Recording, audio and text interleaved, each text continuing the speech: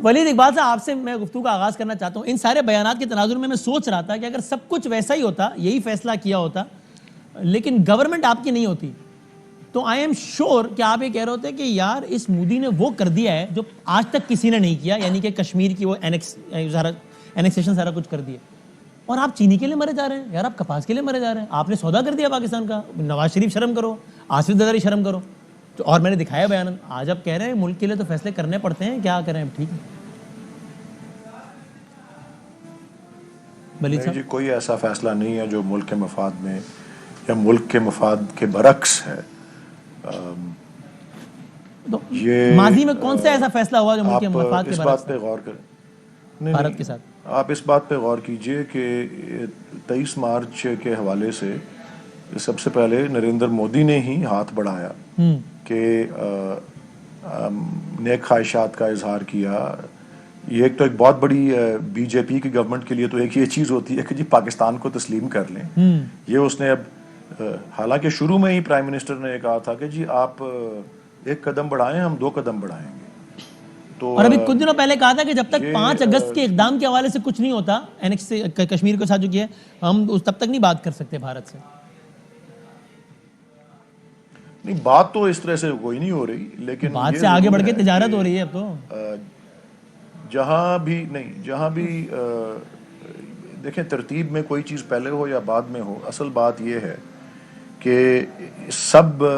Understood है ये, और इसी चीज़ के इसी रुख में जा रहे हैं। अच्छा कि और तमाम जो अभी भी ख़तो किताबत हुई है, और ये 1-2 दिन में ही, पिछले 1 हफ्ते में समझ लें जी जी, और उससे पहले अगर आप थोड़ा सा और पीछे चले जाएं तो इस्लामाबाद सिक्योरिटी डायलॉग जहां मैं मौजूद था, पहले दिन भी जब इफ्तिताह हुआ और प्राइम मिनिस्टर ने अपनी तकरीर की, और उसके बाद अगले दिन जब चीफ ऑफ आर्मी स्टाफ ने कहा, तो इस बात का तज़किरा उसी पैराए में हुआ कि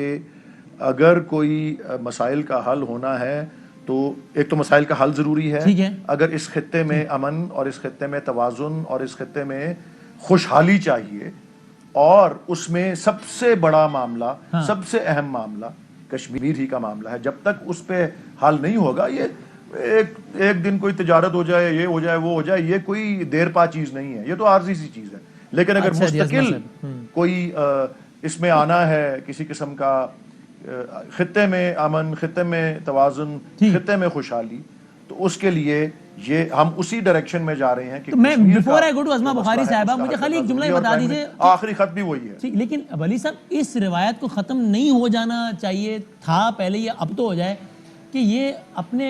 यानी मैं इमरान खान साहब से 100 इख्तिलाफ हो सकता है, मुझे उनकी नीयत पे 1% भी शक नहीं है, कम से कम हुब्बुल वतनी के हवाले से। ये इतनी आसानी से जलसे में खड़े रहे कि तुम यार हो, तुम गद्दार हो, तुम मीर जाफर हो, तुम मीर सादिक हो, तुम धमाके कराते हो, मोदी को बुलवा के तुम बॉर्डर में फौजी मरवाते हो मोदी से, क्या ये खत्म नहीं होना चाहिए? इसलिए कि फिर ये नीचे ट्रांसलेट होता है, फिर लोग सड़क पे एक दूसरे को गद्दारी के फतवे लगाते हैं और मुहिब्बे वतन न होने के। ये सवाल मुझसे? जी सर, क्योंकि आपने ही इल्जामात लगाए ना, इसलिए आपसे ही, आपके लीडर नहीं। देखें, जो मोदी गवर्नमेंट जब थी और नरेंद्र मोदी की गवर्नमेंट जब शुरू हुई और वो मियां नवाज शरीफ की गवर्नमेंट के 1 साल बाद आई, और जिस तरह के हालात उस वक्त थे और जिस तरह के हालात अब हैं, उनमें बहुत वाज़ेह जो है वो फ़र्क है। और ये आप इस पर भी गौर कीजिए कि जो एक पाकिस्तान के साबिक हाई कमिश्नर या सफ़ीर हिंदुस्तान अब्दुल बासित, जो उन्होंने इंकशाफात किए और उन्होंने जिन बातों की निशानदही की कि मियां नवाज शरीफ की पॉलिसी का जो तकरीब जो सारा उसका एक उसके पीछे जो तमाम एक फोर्स था, वो उनके अपने ज़ाती मुफादात या अपने कोई तिजारती, उनके ज़ाती, देखें ये फ़र्क है ना, कारोबार में और तिजारत में। ठीक है, पॉइंट आ गया, तिजारती मुफादात हो, सही। लेकिन ये जरूर है, ठीक है वली साहब, ये जरूर है कि मैं मुंतज़िर हूं इस बात का कि अब तो आपकी गवर्नमेंट है। फिर मैं सवाल अज़मा साहब की तरफ लेके जाता हूं। अब आपकी गवर्नमेंट है, जाहिर है सारी मालूमात तक आपको रसाई है, तो अब तो आपको इतना टाइम हो गया है, 3 साल हो गए, कि बताना चाहिए कि यार देखो नवाज शरीफ का एक कारोबार ये था, एक ये था और एक ये था इंडिया में, और इस फैक्ट्री में इतने भारतीय काम करते हैं और इस फैक्ट्री में इतने कलभूषण का, ये बताना चाहिए ताकि हम भी एक्सपोज